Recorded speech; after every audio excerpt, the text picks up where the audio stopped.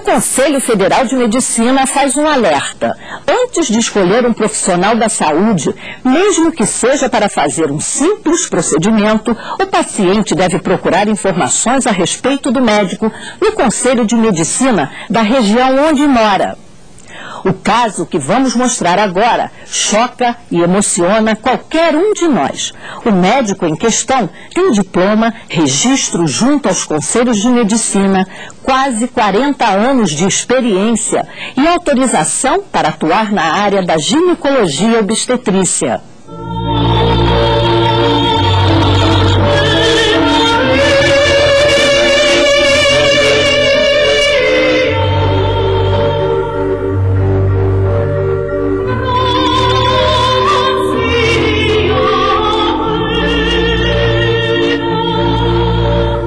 De maio de 1993, o dia em que Renata e Carlos Alberto escolheram para se casar.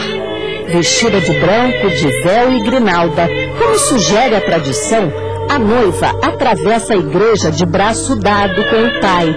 Orgulhoso, Felipe conduz Renata até o altar e entrega a filha para Carlos Alberto, que jura amor e fidelidade à mulher, até que a morte os separe.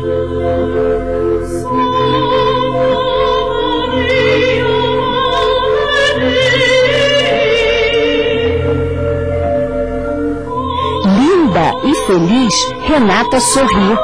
Estas são cenas de um casamento que tem um ingrediente principal para dar certo: o amor de Renata e Carlos Alberto, abençoado pelas duas famílias.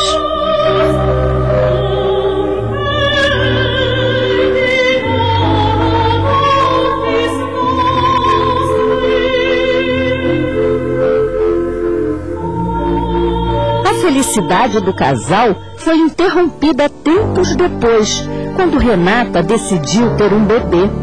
Ao fazer uma videolaparoscopia, um exame que detecta se a mulher tem dificuldades para engravidar, Renata teve uma parada cardiorrespiratória. Era um exame corriqueiro, era um exame banal, que ela faria esse exame, tomaria anestesia e depois da recuperação ela iria trabalhar dirigindo seu próprio carro se estivesse bem.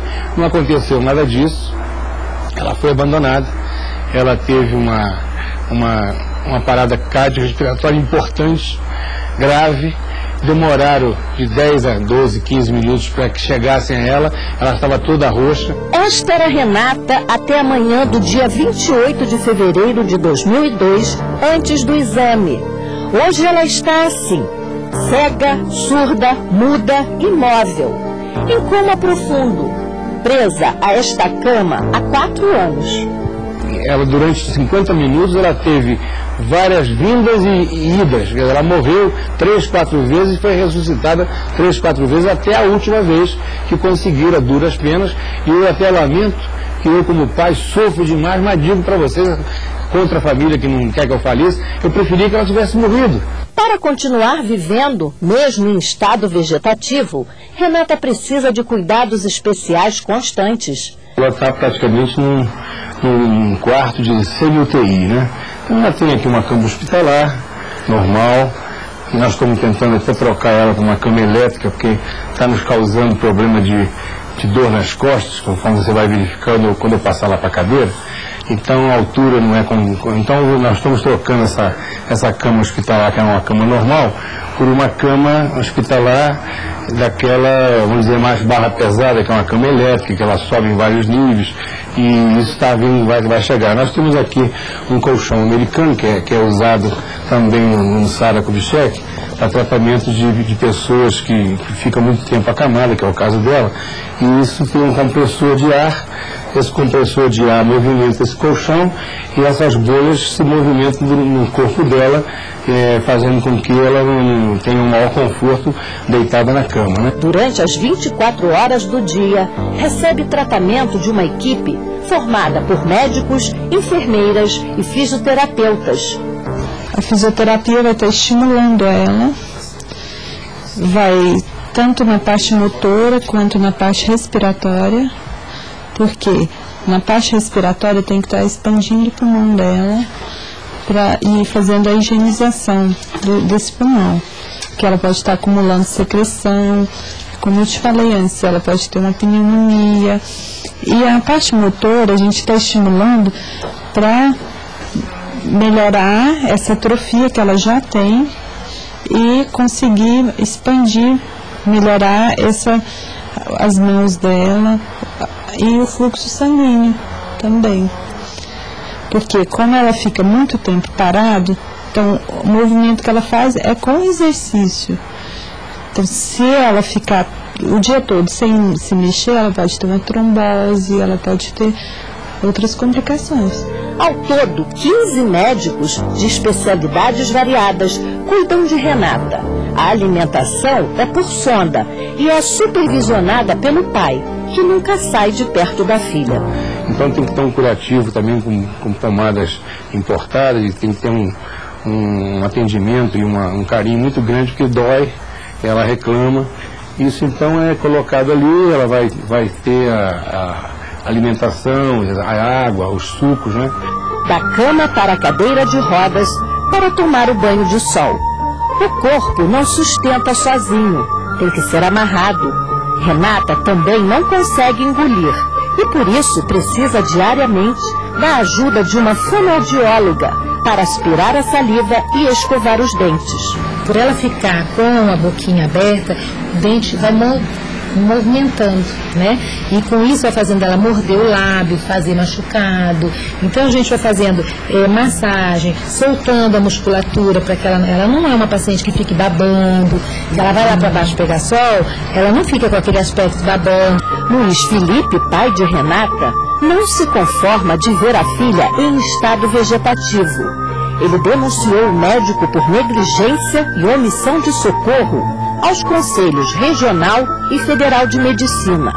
Mas o médico foi inocentado. Nós temos que separar as condutas individuais de cada médico. Há um médico que faz o procedimento, o cirurgião, o ginecologista, ele faz a intervenção e ele é responsável por aquele ato. Há o anestesista que cuida em fazer aquela pessoa ficar inconsciente e tem também a responsabilidade de fazê-la acordar. Então são responsabilidades divididas e individualizadas. Na análise da conduta do cirurgião que praticou aquele ato, não houve nenhum reparo a ser feito do ponto de vista da conduta técnica dele. O Conselho Federal só chegou à análise do comportamento da conduta do médico cirurgião responsável pela intervenção. E no caso dele, não houve nenhuma conduta ilícita. O problema da Renata surgiu na recuperação anestésica. Então ele teria sido inocentado pelo Conselho Federal? Do ponto de vista da conduta, do comportamento ético dele como cirurgião naquele momento, naquele caso, sim. Esta paciente ficou mais de 10 minutos em parada cardiorrespiratória, quer dizer, sem oxigenação do sangue. Em nenhum momento os aparelhos que deveriam ser vistoriados, que deveriam ser bem tratados, com manutenções preventivas e etc., nenhum dos aparelhos funcionou para dar os sinais de alerta de que algo errado ocorria. Esses aparelhos são feitos pelo fabricante para darem alarmes com 16 segundos e não deram em 10 minutos. Além disso, houve uma troca de anestesistas numa cirurgia de 30 minutos, não mais do que isso, o que é inédito na história da medicina brasileira. Ao trocar o anestesista, que quem autorizou a troca foi o cirurgião. O anestesista tem uma certa autonomia funcional, mas ele pediu autorização para sair de campo e entrar em campo uma nova profissional que não havia participado da chamada anamnese da preparação do ato anestésico. Ela já pegou o ato anestésico no meio, sem conhecer a clínica, sem conhecer a paciente, sem conhecer os seus companheiros de cirurgia. O pai de Renata entrou com um processo também na justiça. Uma luta que já dura 4 anos. Qual foi o resultado desse processo e em que circunstâncias ele se encontra? O Ministério Público propôs uma ação penal contra 3 profissionais de saúde, contra 3 médicos. O cirurgião e 2 anestesistas. Os anestesistas, no curso do processo, fizeram um acordo com a promotoria para a suspensão da ação penal. O cirurgião não fez acordo e contra ele a ação teve seguimento. Ao final da ação, ele foi absolvido por falta de provas.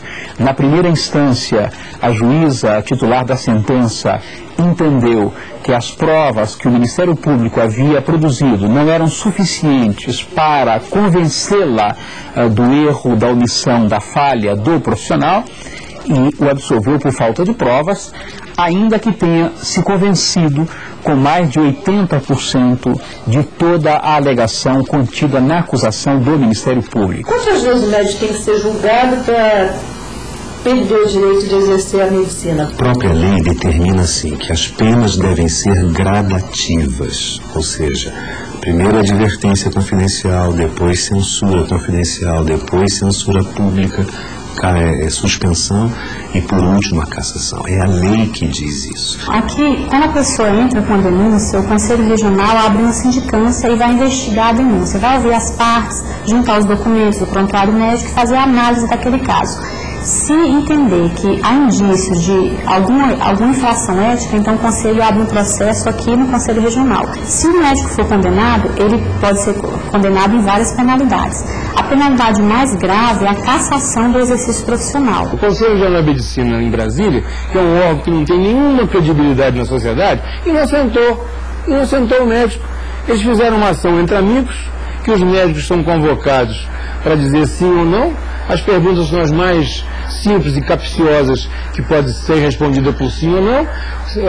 Ele pergunta para uma testemunha: você acha que o médico abandonou a paciente? Ele diz não, ele é a favor do médico. Você acha que o médico queria que acontecesse isso com a Renata? Ele diz não. Eu também acho.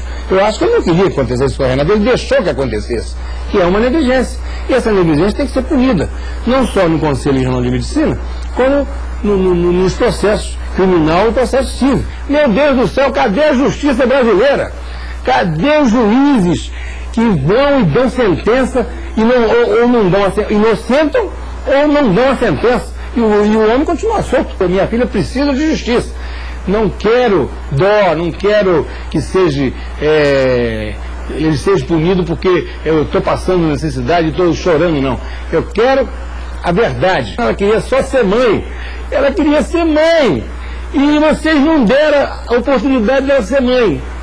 Isso é um absurdo. Isso precisa ser punido. Precisa ser investigado e ser punido para que não aconteça com outros. Não pode acontecer e vem acontecendo. Pelo amor de Deus, examine o processo e faça a sentença justa. A Promotoria Pública do Distrito Federal julgou o médico dono da clínica e que fez a intervenção em Renata culpado. Para o promotor de Aulas Costa Ribeiro, este é um caso clássico de erro por negligência médica. Há uma série de omissões em toda essa história que nós não temos como caracterizá-la, senão como responsabilidade exclusiva do diretor técnico da clínica, que por sinal era também o mesmo cirurgião que fazia o tratamento, a intervenção cirúrgica na Renata, a juízes em Brasília.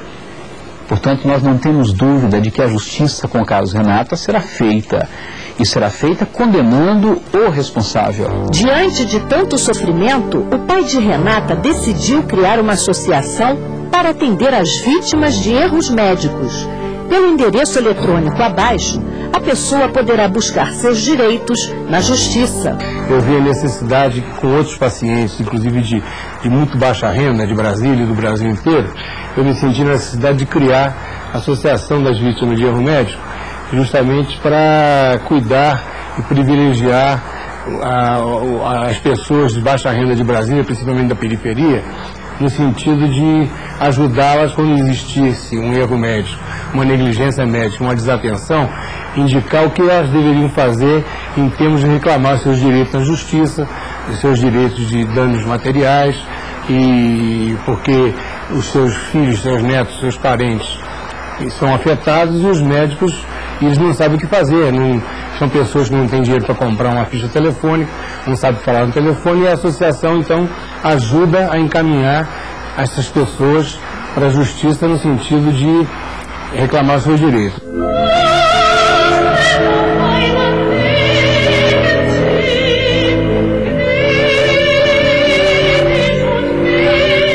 Carlos Alberto, o marido de Renata, mantém a promessa feita no dia do casamento. Ele está, até hoje, ao lado da mulher. Primeiro que nós estamos juntos há 23 anos. Segundo, se fosse eu que estivesse na situação dela, ela faria a mesma coisa. Sempre fomos muito ligados, unha em carne. E eu sou, eu poderia dizer, das antigas, coisa assim. Casei com uma mulher e vou com ela até o fim. Estou com a minha mulher, ela está nessa situação, estado vegetativo, eu vou com ela, vou cuidar dela até o fim da minha vida, até onde eu tiver forças, e nós vamos ficar sempre juntos.